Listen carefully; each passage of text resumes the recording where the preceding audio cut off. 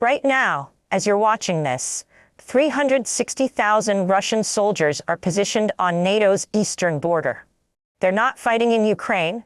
They're not reinforcing front lines where Russia is bleeding 1,200 men every single day. These soldiers are waiting.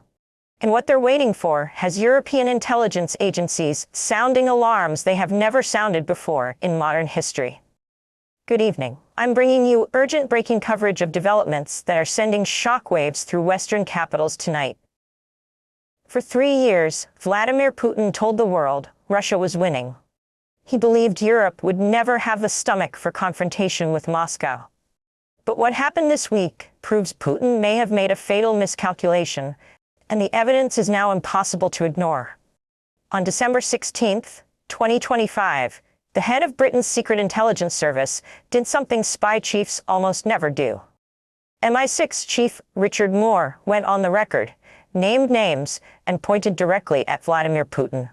In a BBC interview, Moore stated that hundreds of thousands have died because of Putin's historical distortions and his compromised desire for respect.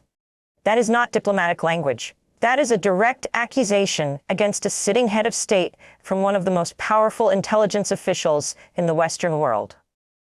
Moore revealed that Putin is deliberately dragging out peace negotiations while shifting the cost of war onto the Russian population. British intelligence has concluded Moscow does not actually want peace.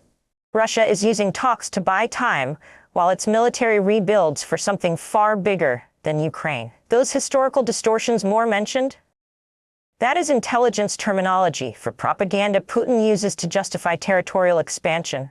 The claims about Donbass, arguments about NATO encirclement, the mythology that Ukraine is not a real country. MI6 sees these narratives as fuel for expansion, not just in Ukraine, but potentially into NATO territory itself. The same day Moore issued his warning, German intelligence revealed something even more alarming. A secret force of 360,000 soldiers has been stationed in Belarus, right on NATO's doorstep.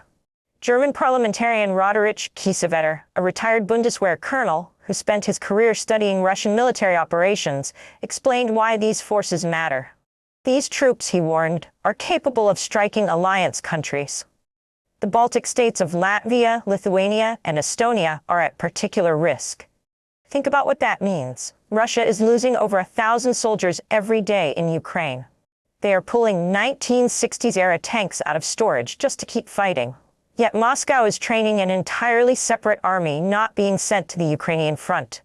So where is this army going? The geography tells us everything. Belarus shares borders with Poland, Lithuania, and Latvia. All three are NATO members. All three would trigger Article 5 if attacked. And all three sit along a narrow 65-kilometer corridor called the Suwalki Gap. This corridor connects the Baltic states to the rest of NATO. If Russia seized that territory, Latvia, Lithuania, and Estonia would be completely cut off. NATO would have to fight across Russian-controlled land just to reach its own members. Kiesewetter called hope for diplomatic restraint naive. He warned that 2026 and 2027 will be the critical years. Russia will try to exploit this window before European rearmament takes effect. German Foreign Minister Annalena Baerbock backed him up, stating intelligence services assess Russia is creating the option for war against NATO by 2029 at the latest. Not a prediction, an option. Russia is building capability to attack NATO. Whether they use it depends on whether Europe is ready to stop them. Britain's Chief of Defence Staff delivered an equally stark message. Air Chief Marshal Sir Richard Knighton warned Britain faces its most dangerous security environment in decades. Moscow, he said, can sustain high casualties in Ukraine while regenerating forces for possible NATO confrontation in 2026 or 2027. His prescription was blunt. This is not just about strengthening the military. It is about strengthening the entire nation. He called for a whole-of-nation approach, something Britain has not needed since World War II. That means conscription options, civil defense drills, industrial surge capacity for weapons production, and honest discussion about potential casualties. If you are finding this coverage informative, please subscribe to this channel and hit the like button. Your support helps us continue bringing you critical breaking news coverage. Germany is responding with the largest military expansion since World War II. The Bundeswehr will grow to 260,000 active troops by 2035. Defense spending will increase by nearly 80%, reaching 150 billion euros annually. A special fund of 100 billion euros has been committed specifically for tanks, artillery, drones, and air defense systems. Recruitment has already jumped 23%. Defense Minister Boris Pistorius announced that conditions have fundamentally changed. Russia is the threat. Germany is positioning itself as NATO's central logistics hub, the country through which 800,000 allied troops would move in a crisis. Berlin is fortifying infrastructure, rebuilding logistics centers, and preparing rail lines that have not moved military cargo since the Cold War. 5,000 German troops have deployed to strengthen Poland's border. The message to Moscow is unmistakable. Europe is not waiting to see what Putin does next. But while Europe arms itself, something else is happening that should worry Putin far more than any military buildup. His economy is collapsing around him. Russian crude oil just crashed to $40 per barrel. That represents a 28% collapse in just 3 months, the lowest price since the full-scale invasion began. And it is getting worse by the day. Fresh American sanctions on Rosneft and Lukoil imposed in October have forced Moscow to offer record discounts just to keep exports moving. When those sanctions hit, Lukoil shares dropped over 9%. Rosneft fell 7%. The sanctions make it effectively impossible to bring home overseas income. Before October, Russian oil sold for $11 to $12 less than Brent crude. By mid-November, that discount widened to over $20 per barrel. Every barrel Russia sells loses more money than the one before. The buyers Putin counted on are walking away. Major Indian refiners have paused direct purchases from Russian companies. Chinese state firms have frozen contracts with Russian oil producers. They fear Western secondary sanctions more than they need Russian crude. Shipping data shows Indian imports falling from 1.75 million barrels daily to around 1.38 million. Over 1 million barrels of Russian crude sit in floating storage, tankers circling because ports refuse them, and insurers will not provide coverage. The shadow fleet that once saved the Kremlin by dodging sanctions is becoming a trap. Canada just blacklisted dozens of these vessels. Each blacklisted ship turns from strategic asset into floating liability. Putin budgeted for $59 oil. He is getting $40. That $19 gap is burning through reserves Russia cannot replace. And while Russia's economy bleeds, Ukraine is making things dramatically worse. On the night of December 11th, Russia launched over 1,600 suicide drones and 51 missiles targeting Ukrainian civilians.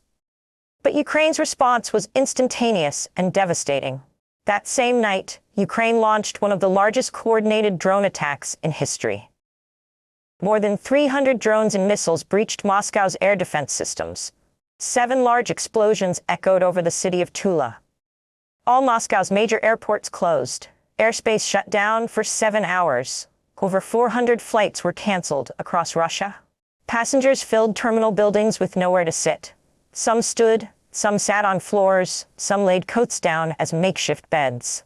They were warned to move away from windows while explosions shook the buildings. The real damage was not at airports. Ukraine struck the Akron chemical plant, a facility supplying critical chemicals for explosives manufacturing. 6 explosions at midnight crippled production.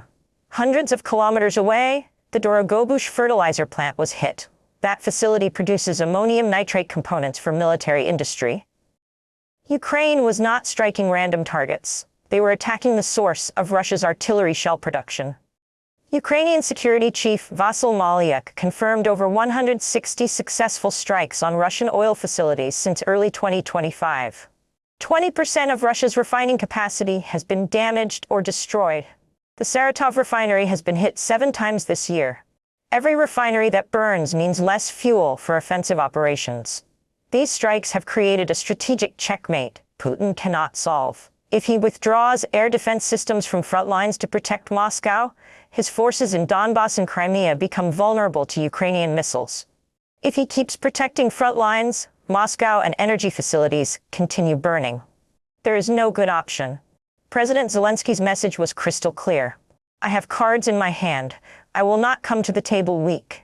Putin made an unforgivable miscalculation. He thought he could mass hundreds of thousands of troops on NATO's border while his economy collapsed. He thought Europe would stay divided. He thought the West would lose interest. He was wrong about all of it. Oil at $40, 360,000 troops in Belarus, 20% of refineries burning, a 28% price collapse in 3 months, over 1 million barrels floating with nowhere to go. More than 160 Ukrainian strikes on oil facilities. Europe arming at historic levels. NATO more unified than ever. Putin built this crisis thinking he could outlast the West. He thought massing troops in Belarus would intimidate Europe into submission. Instead, it woke them up. For 25 years, Putin operated on a social contract with Russians. Obey me politically and I will provide stability and security. But the people lying on airport floors, the families watching refineries burn, and the soldiers dying at 1,200 per day now know that contract is broken. Ukraine's response was unmistakable.